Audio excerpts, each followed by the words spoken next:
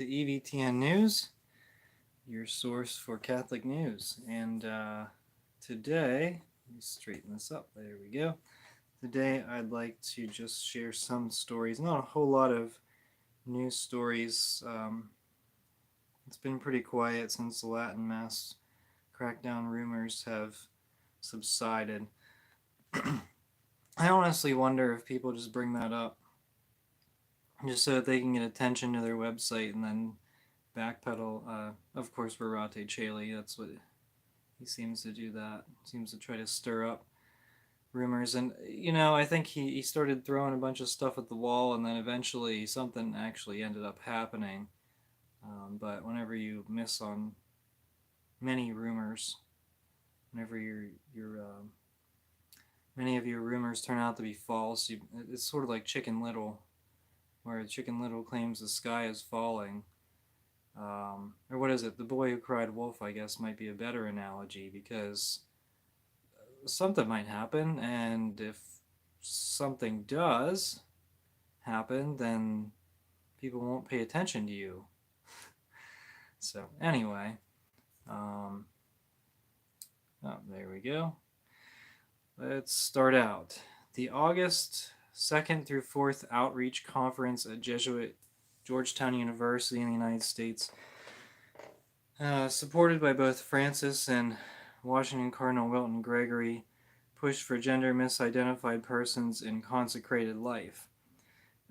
A participant, Miss Nicole Madsen, who now uses the name Brother Christian, the first gender misidentified hermit located in the Diocese of Lexington, Kentucky, held a retreat for 5 other gender misidentified persons interested in entering religious life. Madsen was particularly pleased that a panel entitled, this is edited slightly, Gender Misidentified Catholics and the Church argued for the inclusion of the gender misidentified in consecrated life. So, I don't know. I think I proposed this years ago, and I expect it to happen eventually, is that a priest will, an ordained priest will eventually identify as a woman and say, hey, it's the first female priest. Of course, you know that that's not true. And I don't know, that would be their attempt towards distortion of the Catholic faith and the destruction of the faith. Okay, but I don't know. I don't know when it will happen. It's been a slow news. It's been pretty slow news cycle over the summer. Maybe the hot weather has I don't know, dampened the enthusiasm of some people, but it's going to cool down just in time for the October Synod, and that's going to be a complete freak show. But as we saw in December of last year, they don't have to introduce innovations during the Synod. It can happen outside, just like the LMNOP Blessings document. Okay. Retired Auxiliary Bishop Peter John Elliott of Melbourne, Australia, administered the sacrament of confirmation on July 27th in the Latin Rite. Such confirmations were forbidden by the failed document Traditionis Custodes in 2021. Monsignor Elliott is a convert from Anglicanism and a former official of the Pontifical Council for the Family. He was a personal friend of Cardinal Pell, and so this is nice to see Bishop doing all right sacraments whenever he's not allowed. He's not allowed to do it, but he did it anyway. Wow, that should be an inspiration for priests. Especially when we're talking about the McCarrick network. Got a lot of information on this next story, so hang in there because you need to have a little bit of context. And I'll kind of summarize it at the end. So, sources close to the dicastery for bishops in Rome told The Pillar that discussions over the next Archbishop of Boston had been going on for years, and that Cardinal O'Malley was one of a number of strong voices in the conversation. So, as you know, there's a new Archbishop of Boston, and I did not do research into his background very extensively, um, but just this next bit of information was very interesting to me. Okay, so once one official told the Pillar there were many opinions and not a lot of agreement. The official told the Pillar that several influential American prelates had initially lobbied for San Diego's Cardinal Robert McElroy to be transferred to Boston, led by Chicago's Cardinal Blaise Cupich, who, as a member of the dicastery for bishops, wields considerable influence over American episcopal appointments. So McElroy and Cupich are both from the McCarrick network. Cupich wanted his buddy McElroy in this position, and so he was very strongly encouraging that.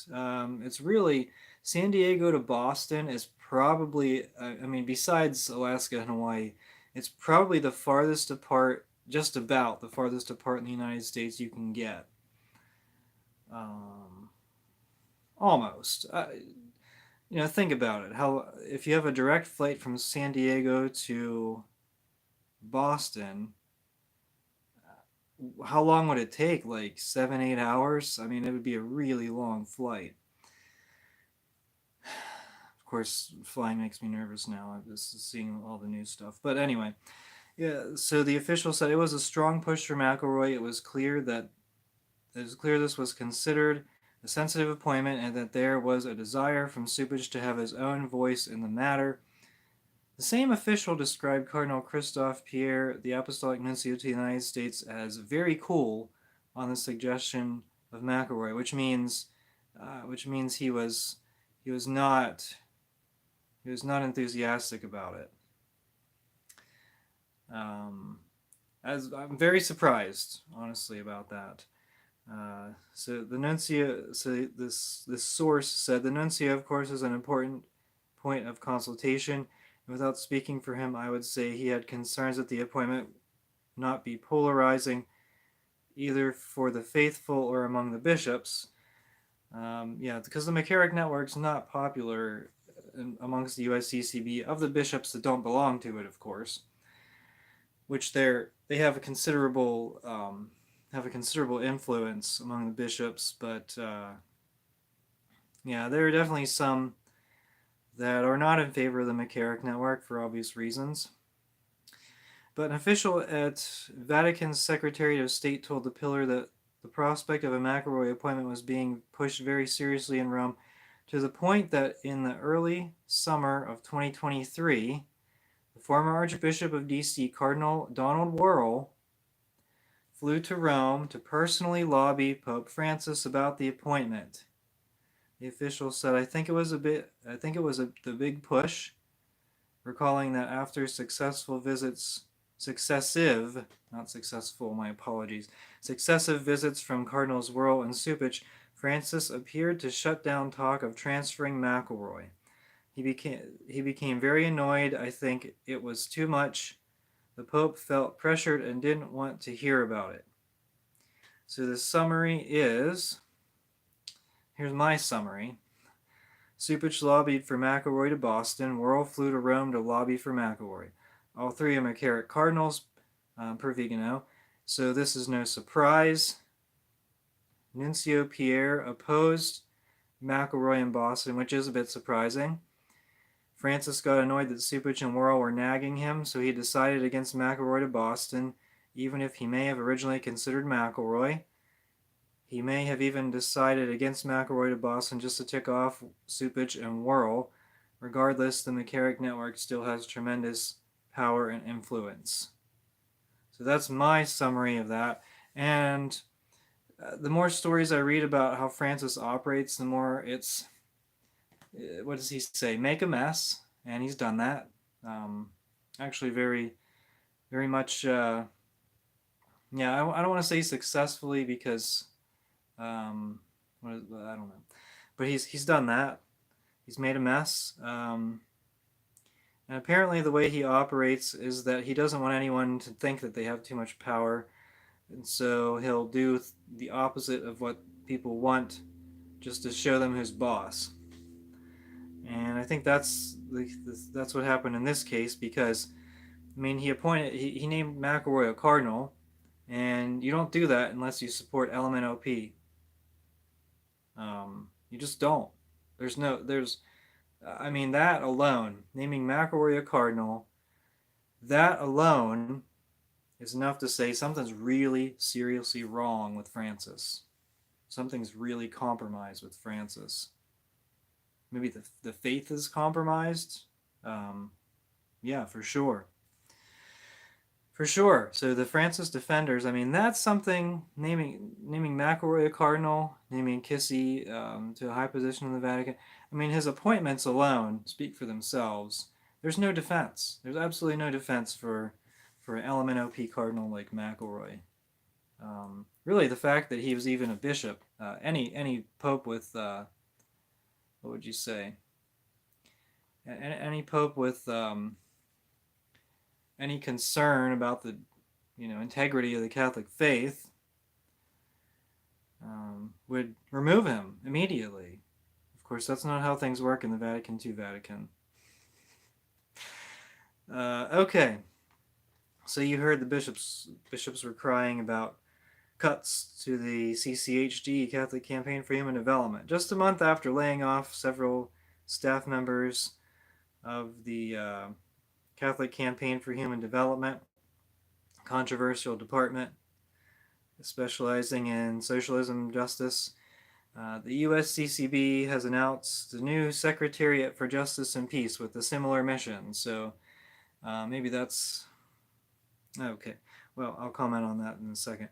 According to the USCCB's website, the Secretariat will serve the Committees on Domestic Justice and Human Development, International Justice and Peace, and Religious Liberty, which is a Vatican II error, and as well as the Ad Hoc Committee Against Racism, and the Bishop's Education and Communications and Environmental Justice programs.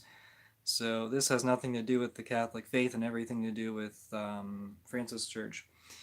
At the time of the layoffs, Chico Noguchi, George Neumeyer's good friend, or not, a USCCB representative, told CNA that the decision was part of a reorganization that would allow the conference to align resources more closely with recent funding trends, which indicates to me that it's possible, I'm not saying that this is 100% true, but it's possible that this was done so that they could meet requirements for their government money, for their government grants. You have to follow certain requirements. You have to do diversity tests and like that kind of stuff. Diversity training for government if you receive government money. And so this is problematic. And that's what you get. You get what you ask for, and when you're receiving $80 million from the US government for immigration, then you're going to create these absurd anti-Catholic departments in the USCCB. Okay, this one, this last story, well, this next story, because there's a few, I might talk about a few things I've seen on LifeSite. This final story that I have for you is there was a blog post here. It said this was sent to us. Okay, so I don't like whenever people use plural. This was sent to us. So who is us? Does more than one person have a login to the blog? Do more than one people log into this blog? Same with Rorate Chile. They refer to it as plural. They refer to us as plural. And does more than one person have a log on to Rorate Chile's Twitter? Because if they don't, then the plural version of us wouldn't apply, really. So that would be like me saying, well, we on this channel, no, it's my channel. I'm the only one that has login information for my channel. I'm the only one that can log into this channel. That's something that really kind of bothers me. I mean, I know that there's different quirks that bother different people, but that's one. Anyway, this blogger, who refers to himself in plural, he said that this was sent by Father Chad Ripperger, well-known exorcist. Most of you have probably heard of him. YouTube videos are circulating, imitating him and fabricating accounts. So Father Ripperger said, for over 3 months, my media lawyer has been working with YouTube to get them to take down the videos on Most Holy Trinity and its affiliate spiritual messengers. YouTube has admitted that it is impersonation and illegal, but refuses to take the videos down. The author, the same for both channels, puts my face and name on the videos and literally makes things up, claiming I am having visions of the Blessed Virgin Mary and Saint Michael, which is completely contrary to the truth. The channel also claims to have official information for me, but this is a complete falsehood. As I mentioned, we have over 40 requests from YouTube to require the author to take the videos down because they do not reflect either my personal experience or even my theological thought regarding certain topics. Even when my media lawyer contacted the author of the channel, she essentially gave him the finger and attacked him verbally. Even the images they use are copyright protected, and YouTube has been notified of that, and yet they still refuse to take down the channels. I talk about this problem in the video below, and my link is in the video below. As time goes, not the claims of these two channels. As time goes on, probably the claims of these channels get stronger and stronger. I appreciate your taking the time on this. God bless. So it's AI, probably uses AI to generate his voice. And I believe the information, I believe that the information that's being faked is, they're faking Father Ripperger to say that he has had revelations of apocalyptic things, and it's just not true. So that's really disappointing and unfortunate that would happen. But as time goes on, so the problem is, as time goes on, I think we're going to see more and more things like Kamala Harris, her supposed rallies. There's AI photos of lots of crowds at her rallies. So it's, I said we'll never see, like, this is the end of reality. Like, even with something like sports, if you're watching something, it could be completely AI generated, as the graphics get better and better. So who really knows? I mean, who knows what's going to happen? But I just, I don't know. I don't like it. I don't like the way things are headed. Of course, none of you do, but yeah, I really don't like it. I think that it makes me very uncomfortable. Okay, where are we looking here? So, LifeSite posted a few articles, and this will not be in my description, so you got to go to LifeSite. Do you miss my spicy comments? There are a lot of evil people out there. Thank you for joining me on the live stream. Thanks for your comments. So LifeSite posted a few articles, and what was the one about Francis? Oh, where is this? There was some. Okay, there's an article from the 9th, August 9th, that LifeSite posted from a PhD researcher who said the title of the article is what motivates Pope Francis' attempts to normalize LMNOP relationships. And that one was pretty interesting, and I have to filter quite a bit of what I would read from that, but it sort of implies that it suggests they wonder why the author wonders why Pope Francis is so friendly towards the LMNOPs, and the results of his research are kind of interesting. I'm not going to go into that anymore. And then there is an article posted. Is Francis the Pope? The argument from public heresy suggests not. So I think at the end of the article, let's see. So the article, it says, therefore we may conclude. I'm just reading from the article, and you guys let me know what you think. But it says Francis is a public heretic. If Francis is morally culpable for being a public heretic, then it is certain he is not the Pope. If Francis is not morally culpable for being a public heretic, then it is probable that he is not Pope. If it is probable that he is not the Pope, then his claim to the papacy is doubtful. If his claim to the papacy is doubtful, then he cannot be regarded as the proper head of the visible church instituted by Christ. Therefore, as a result of his public heresy, we ought to hold that Francis is not the Pope. So that's one way to look at things.